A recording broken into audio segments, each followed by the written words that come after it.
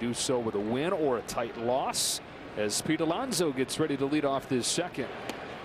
And takes ball one from D'Avila. He's DHing tonight. For more on the New York Mets slugger, here's Kenny.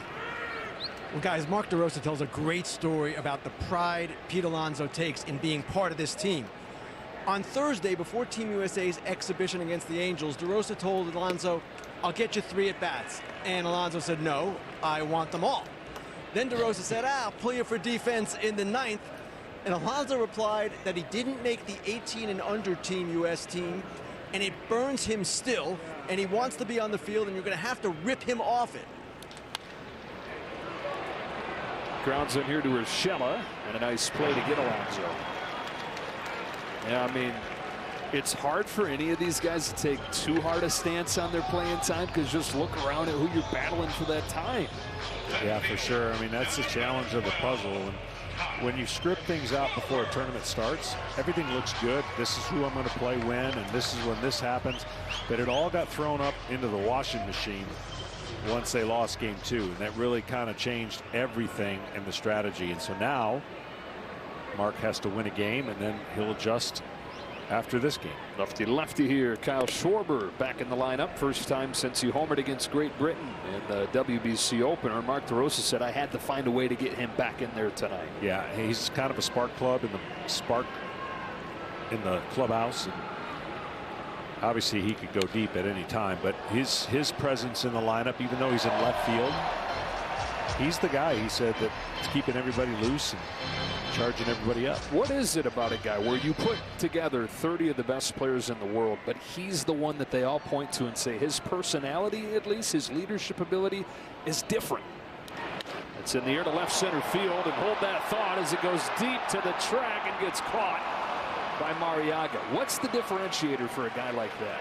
Well, he's comfortable, and he knows that he's in his own mind, maybe not from a notoriety with some of the other superstars. He feels like he's right there, and if you feel like you're right there, you can talk to anybody and you can lead anybody, and it's not a cocky way, it's just a confident way, and that's what's happening.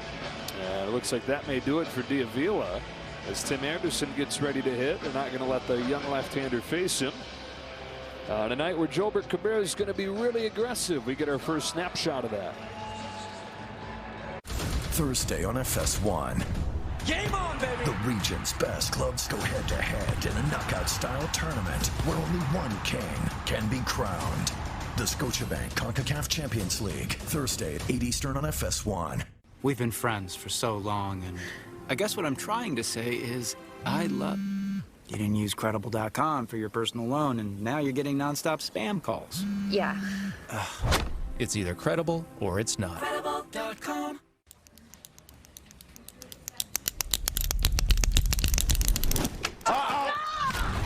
Careful behind! This is great! This is awesome! What is this maniac doing? You gotta be kidding me! Can I borrow your pen? Thank you.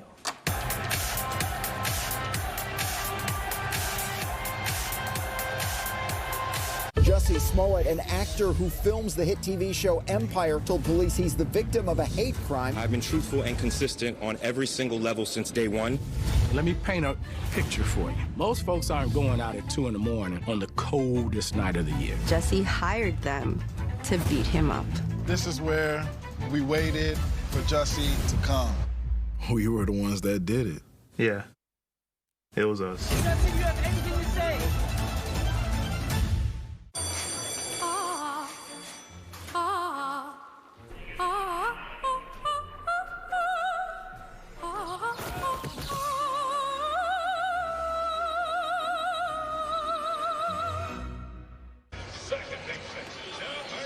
Santiago Flores, the new pitcher for Colombia, 6'5", 222, and a lot to look at. He's coming at you.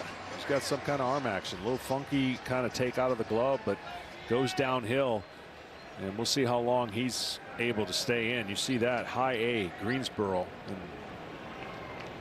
and he's not facing guys like this in high A. No. Tim Anderson's not walking around A ball. He has been a monster in this WBC. in every way. Mark DeRosa was telling us before the tournament even started that this is a guy that had made him a fan, and he couldn't wait to watch him show everybody. And he's not let him down, going 4 for 7, knocking in 4, playing a new position and thriving there. Yeah, he definitely is. I don't even know if flair for the dramatic is the right term, but he loves being in the moment, and he is a bunch of energy that is kind of injected into this lineup as soon as he got into it. Mark DeRosa said, you know, you knew he was great, and then said, I'm watching him this week and I start to see why he's great. And there's just this sense that he wants to show the whole world how great he is. And he was looking at this as an opportunity to do just that.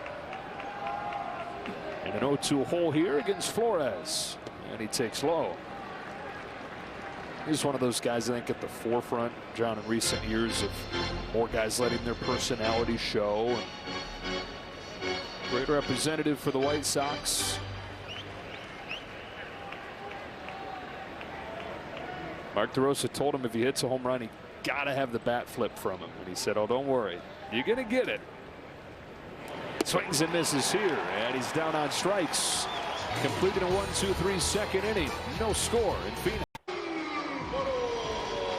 Well, the U.S. advances with a win. Colombia needs to win by a bit more than just 1 or 2. They got to score at least 4 runs, first thing. They got to win by at least 3, and then there's some other wrinkles to the whole thing. But a tall task here against the U.S. One of the favorites in this tournament. Jorge Alfaro leads off the second and takes strike 1 from Merrill Kelly.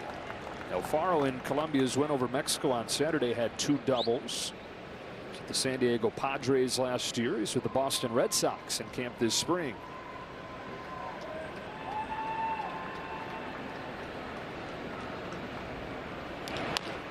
He's going to love that green monster. I think he's a good hitter for pull side. Got some power, can run a little bit.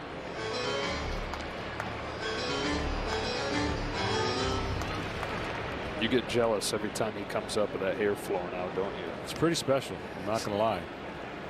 It is nice. I mean, some guys have long hair, but this got full body. Yeah. It's got like a life of its own. On an 0-2 pitch, Alfaro fouls it off. I mean, all I can think of is how much money I'm saving on shampoo, and it's true. The amount of shampoo he must go through is. He's going to pay for it with shampoo deals, though. 29 years old, originally of the Philadelphia Phillies, then to the Marlins, then to the Padres. Had some huge swings for the Padres last year. Was kind of a cult hero there for a while with how good he was doing in big moments. LFGSD was the acronym. I'll let you Google what that might mean if you're not up on that. But he dropped that line in a post-game interview. Then murals of him around San Diego. And then they shipped him out. Red Sox now.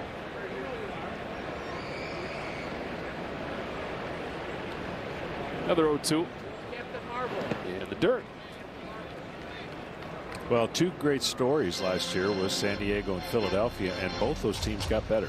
Yeah. So you figure both those teams are going to be in the hunt for a potential repeat to where they were, and maybe go a little further. I mean, I know each team would like to go a little further. You can't go much farther than Philly did. They just came up a little short against the Astros.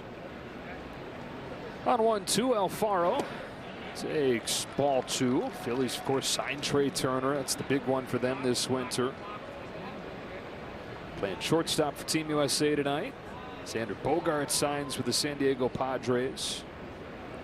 You look at that Padres lineup, adding Bogaerts to it. Tatis Jr. coming back, along with Machado and Soto. His stars up and down it.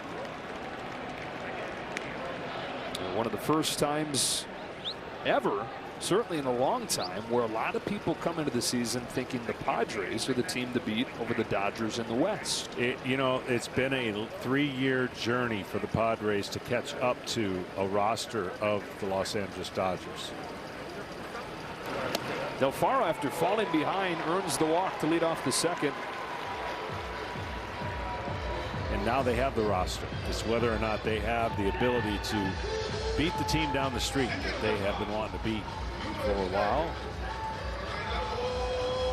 Did so in the division series last year. You know, it's crazy though. You look on paper like, okay, you can make an argument the Padres have more talent in that lineup, but the Dodgers had as much talent and won as many games as any team in National League history last year, and in the end it didn't matter. Yeah. Most veteran player on this Colombia team, and Reynaldo Rodriguez climbing in. Robert Cabrera says this guy's like a fine wine. He's just getting better and better. And at the age of 36, hit a home run off of the foul pole on Saturday in a win against Mexico.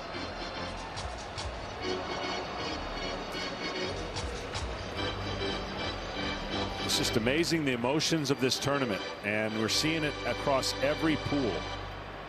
On teams that are supposed to win that haven't, surprise wins.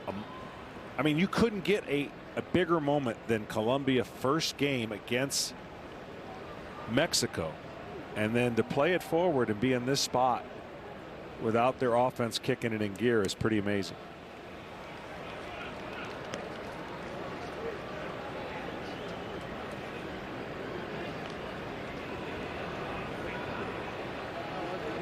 Well, they've gone final in Miami, and one of the favorites in this tournament, probably the favorite. Dominican Republic is finished as Puerto Rico upsets them in the final game in that group. There goes Alfaro as it's fouled off.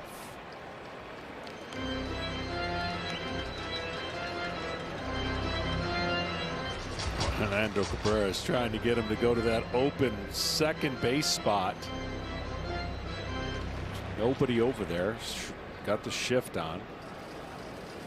Is it that easy? Drive it through there? It is if you practice it. You know, it's not if you're trying to hit high velocity up in the air, but if you practice it and you definitely are disciplined, then you can do it. I mean, most of the big leaguers can do it. It's just not been something promoted, so nobody practices it. Yeah. But guess what? The shift is gone. So we'll see more traditional hits be put in play and be rewarded.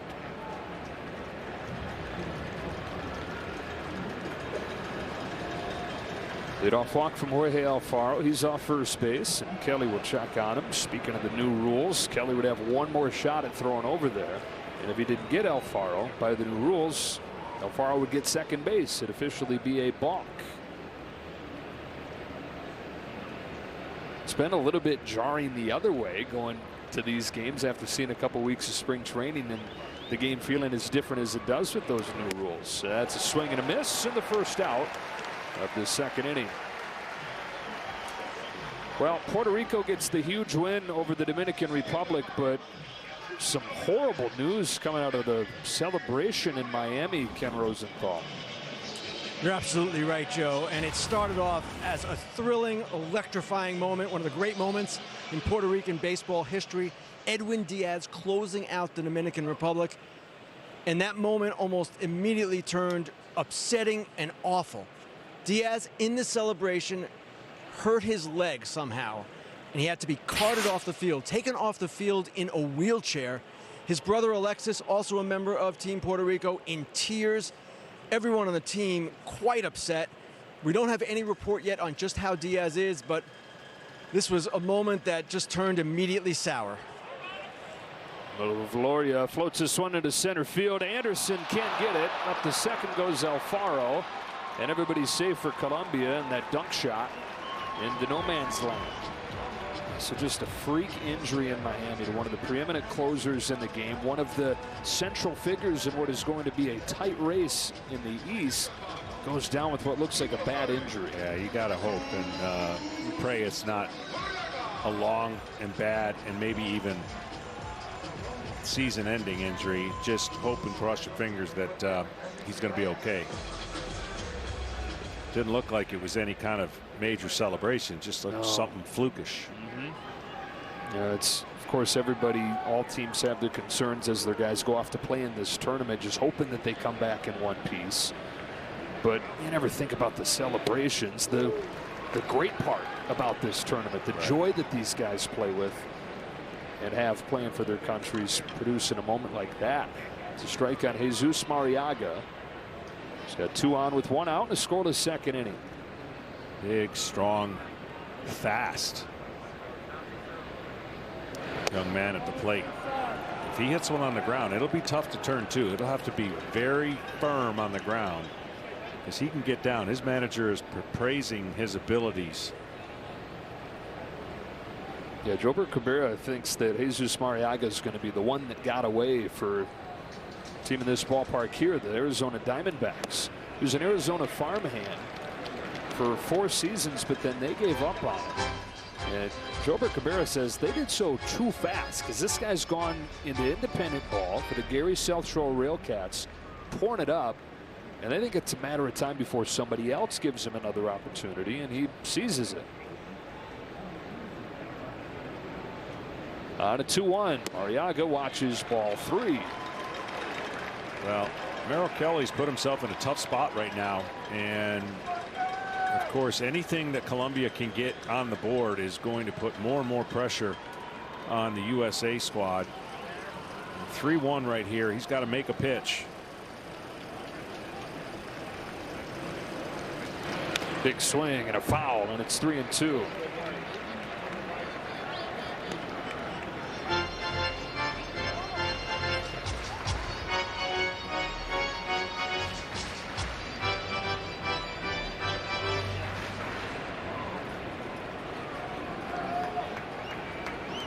Mark DeRosa said Andy Pettit's become his best friend through this journey, kind of galvanizing, trying to navigate through some of those things you're talking about. The limits from the tournament, the wishes from the teams. Chopper foul. Are you a puzzle guy? Do you like putting together puzzles? Yeah, I enjoy it. I don't do it a ton. You? Not crazy about it, but that's what this is. This is How many pieces? This is a lot of pieces to a puzzle, and there's a lot of people trying to put those pieces together to make sense out of the rules you're given and the constraints that they're under. So I'm assuming there's some pieces that Mark would like to put together in Miami, but there's still some stress. This is like one of those, Sean, that sits out on grandma's table, kitchen table, for like a month. Yeah. Pieces everywhere. Yeah. When are we going to finish this? Another 3-2. Mariaga takes ball 4, and the bases are loaded for Colombia. Team Colombia looking at a golden opportunity here on a day where they don't need to just win. They need to win by at least 3.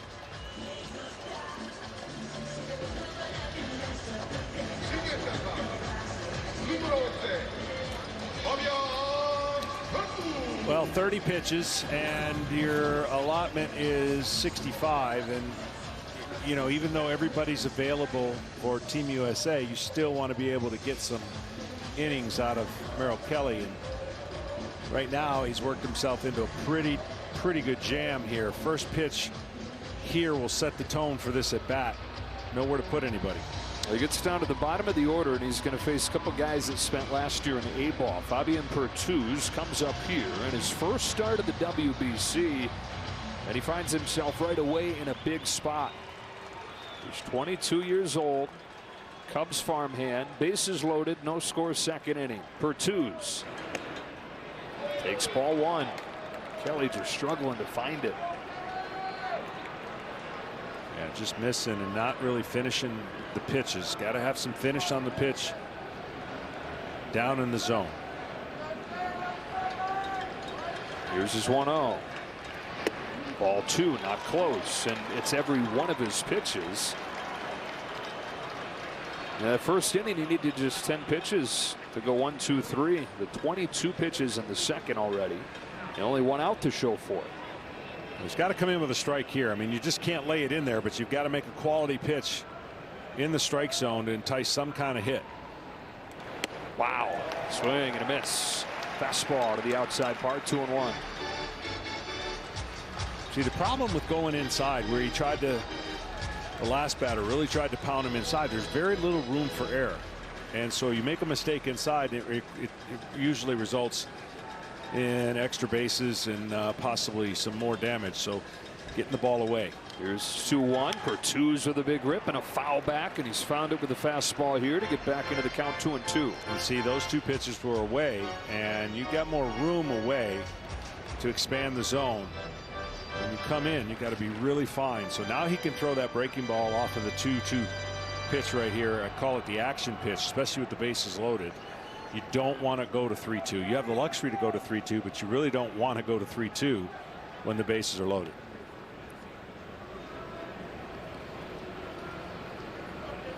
Kelly comes home. A pop-up. Short right field, Goldschmidt. Infield fly rule in effect, and a big second out for Merrill Kelly.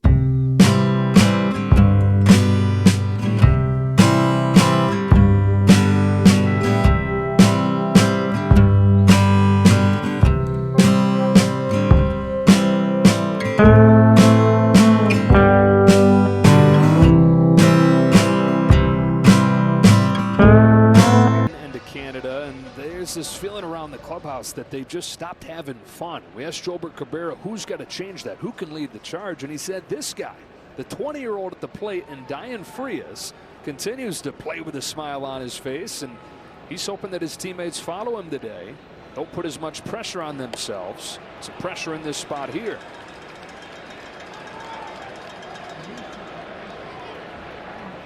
Frias 3 for 10. He's knocked in 2 over the first 3 games.